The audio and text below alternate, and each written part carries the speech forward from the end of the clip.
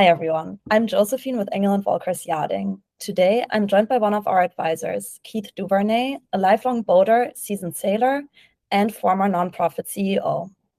Keith, you've spent over 4 decades in executive leadership and nonprofit work, retiring as the president and CEO of SOS Children's Villages, Florida, which is a residential foster care facility for at-risk kids. What kind of impact would you say has your career left on you? And how has that impacted your current career in boating? Well, social work, particularly dealing with at-risk kids, is a pretty rewarding occupation. There are a lot of challenges, obviously, but there's an awful lot of satisfaction. That's similar to my work with yacht buyers. There's a lot of interaction and sometimes frustration, but in the end, it's really quite rewarding.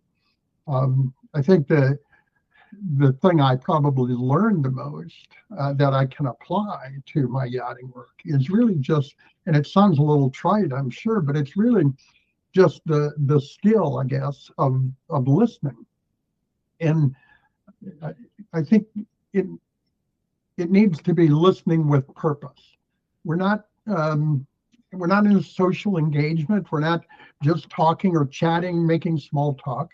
We're listening to identify aspirations and objectives, listening with the goal of hopefully solving a problem or meeting a need in some way. So it goes beyond just listening, but again, listening with purpose. And frankly, I think that's a skill that all folks need to develop more broadly. So. I completely agree with you. I think active listening with purpose is honestly a difficult skill to have, and something that comes in handy for a lot of different professions, but it's, I think in the yachting world, that's definitely something that's really important. So yeah, that's really, thank you for sharing that. And I know boating has been a lifelong passion for you. Could you share a specific memory from your early days on the water that shaped your love for boating and that, yeah. Yeah, well, boating has been an active part of my adult life. It wasn't very much a part of my youth days. I was born and raised on a horse farm, and I got to do some boating occasionally, going fishing with friends or trying to water ski or something like that. But it wasn't until my young adult life, after my wife and I had been married, we were traveling regularly up to Petoskey, Michigan, and we'd camp up there every fall with some friends who also had a pop-up camper. And I got the opportunity to buy from a neighbor a sunfish sailboat, which was a very small one-person sailboat that I could strap to the top of my camper. And I knew nothing about sailing, but I took it up there and I put it in a little Traverse Bay and spent a lot of frustrating time trying to figure out how to make this thing go. But when I finally caught the wind right and caught myself sliding across the water with no other propulsion but the wind itself, and the quietness and the peace of that and such, I think that's really kind of when I got hooked on boating in general, and specifically sailboating. So now you've shared how you got hooked on it, but ever since then you've also competed in legendary races. Could you tell me more about how that went, some of your memorable moments on the water during those races, or what those races have taught you? Yeah. I raced quite a number of years on a competition sailing yacht. It was a 50-foot Freer, and I was one of a crew of about a dozen when we were doing long overnight races and such. It taught me a number of things. Number one, you're never in charge. When you're on the water, you're always reacting to the environment and its condition. I remember on one race sitting on the water for about 8 hours and never making more than about 100 yards because we just didn't have the wind. Excuse me. So we sat out there, and the black flies ate us up. We did everything we could to change sails, change the weight on the boat, everything we could to try to catch just a small breath of air to move us. Like I said, we went about less than 100 yards in 8 hours. So you're constantly responding to the conditions in the environment. Probably the most memorable experience was a crossing of the finish line one morning about 2:30 a.m. in the morning, crossing the finish line at Mackinac Island. And we were under such heavy winds that we had all of the crew, all 12 of us, aside from the pilot, we were all hanging out on the top side of the boat. We were up on the port side, and we were heeled over so far that the starboard safety rail was in the water. And so it was, again, another situation where you're constantly reacting to the environment around you. You're not in control. You're just responding and reacting to, frankly, what God puts in front of you there. So that definitely sounds like an adventure. It was.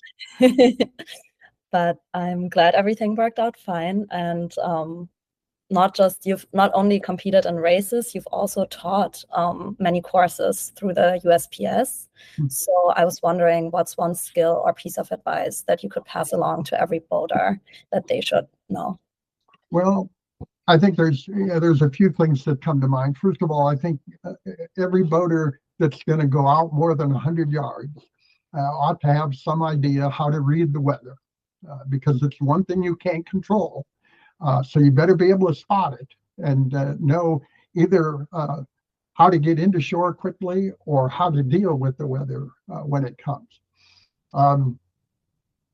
I think the other thing that I think is extremely important and is overlooked most of the time, I used to teach a course called Women on the Water. And it was designed specifically for women who go boating with their husbands. And but they never learn how to operate the boat or what to do in emergency and such. And I've heard on several occasions of women who were out boating with their husbands in the middle of Lake Erie or Lake Michigan, and he has a stroke or a heart attack or some reason he can't pilot that boat, that vessel, and they have no idea what to do, even to the basics of operating the radio to call for help. So I think that it's critically important for women who are most likely very often the passenger laying back and just enjoying the sun to know how to respond if an emergency arises and the person manning the helm can't respond. So I think that's critically important. I completely agree with you. I think it's always good when you're not depending on just one person, but you have knowledge of the basics as well. Yeah. Speaking of women, one of the most important women in your life, your wife Regina and you have been married for 53 years. Congrats. And you have 3 children, 10 grandchildren, and 6 great-grandchildren. Do you share love for boating with your family? And do you have a favorite boating tradition that you hope to pass on to the next generations? Part of my family, part of my kids, one of them is her and her husband are very, very active on the water. As a matter of fact, I sold them a 38-foot Carver aft cabin that a number of years ago, that they still boat on, and they're on it religiously almost every weekend. They're in Michigan, so that means they have a short boating season. But from about the end of May through the end of August, or through the end of September and into early October, they spend every weekend on the water and such. And so they're very, very active. My other kids, my other daughter in Tennessee and a son in South Carolina, occasional recreational boating, but not generally with friends and stuff, but not particularly active. I suspect that both of those would like to be more active on the water than they are, but but not nearly as much as the daughter in Michigan. Neither of those live, well, my son in North Carolina or in South Carolina lives not too far from the water. And I think he's boats on his want list, but he's got a young family, and it doesn't take as high a priority as the kids and what their needs are as such. So as far as traditional things, my daughter and son-in-law in Michigan used to live on a small lake outside of Kalamazoo. And they started a poker run on that lake that we did for many years.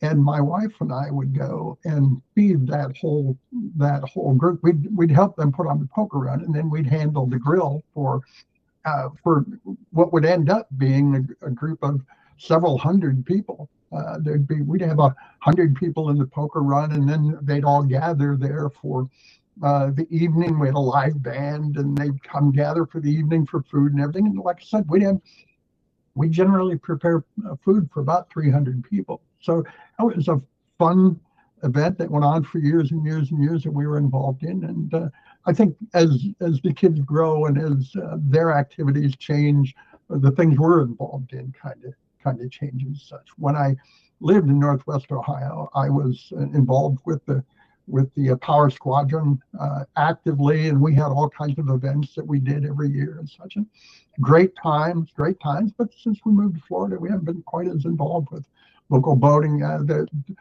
Just yacht sales has kept me about as busy as I can be, and not a lot of time for recreation. So. Well, if you ever put on those events again, I hope I'll get the invite next time too. Sure. That sounds like a lot of fun. Yeah, a lot of fun. Yeah.